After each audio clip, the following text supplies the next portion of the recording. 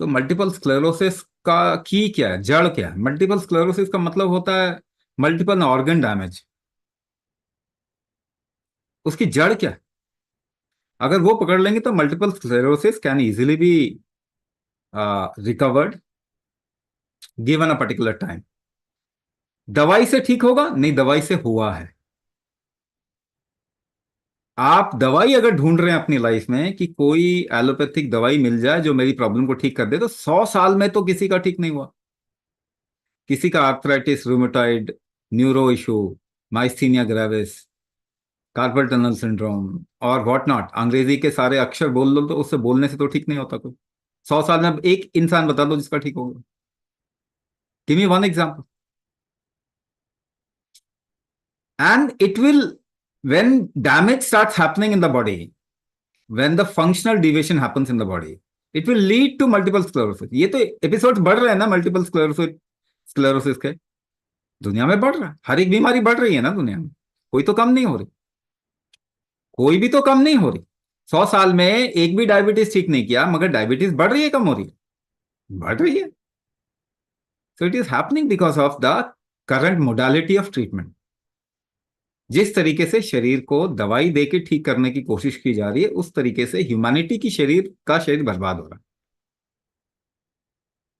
तो दवाई से ठीक नहीं होने वाला, आपकी सिचुएशन खराब होती जाएगी। Everybody will go to hospital to die. Stamp paper पे लिख लीजिए, जो सिचुएशन चल रही है हर एक को हॉस्पिटल मरने के लिए जाना होगा। किसी की भी क्वालिटी ऑफ लाइफ तो इंप्रूव नहीं हुई है मेडिसिन से। तो आपका शरीर की रिस्पॉन्सिबिलिटी लेता कौन है, ठीक कौन करता है? आपका शरीर ठीक करता है, और कोई ठीक नहीं कर सकता इसको। ये जो आप वेस्ट के जाल में फिरंगियों के चक्कर में पड़े हुए हैं ना, ये अपने बच्चों बच्चों को हम खराब करके मानेंगे। 2-2, 3-3 साल के बच्चे इंसुलिन ले रहे हैं, तो मेडिसिन से ठीक नहीं होगा ये। अगर आपको इमीडिएटली थोड़ा रिलीफ मिल जाता है मेडिसिन से, तो वो लॉन्ग टाइम आपको असर डालता ही है। मगर क्या करें, अभी ऑप्शन नहीं बचा तो क्या करें? तो ठीक है, बहुत अर्जेंसी में चाहिए कुछ ऐसा लेना है तो लो, बट एटलीस्ट थेरेपी ट्रीटमेंट तो करो।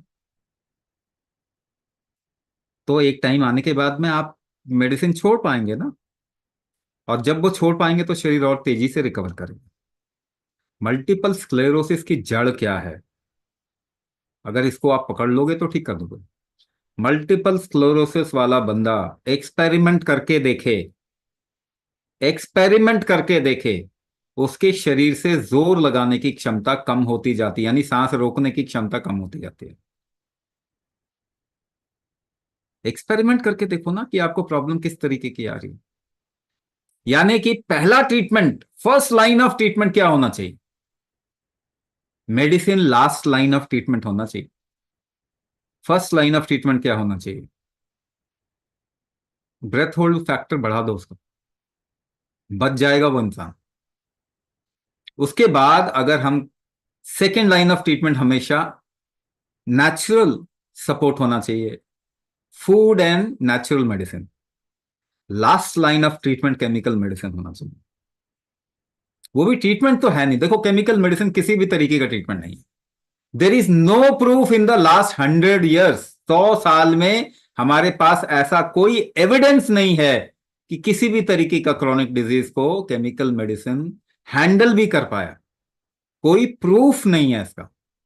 अपार्ट फ्रॉम इन्फेक्शन, इन्फेक्शन छोड़ दीजिए अगर, तो वो भी अगले 20 साल में हालत खराब हो जानी है सबकी, क्योंकि मल्टीपल ड्रग रेजिस्टेंट इन्फेक्शन आने वाले हैं।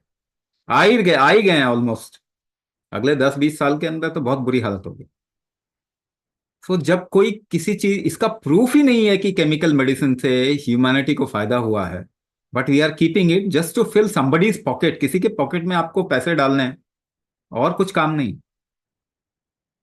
उससे बढ़िया दान कर दो उन लोगों को। अगर इतना ही पैसा देना है आपको गोरों को, तो दान कर दीजिए ना, अपने शरीर तो खराब मत करो। तो फर्स्ट लाइन ऑफ ट्रीटमेंट करना चाहिए कि नहीं करना चाहिए, यू डिसाइड।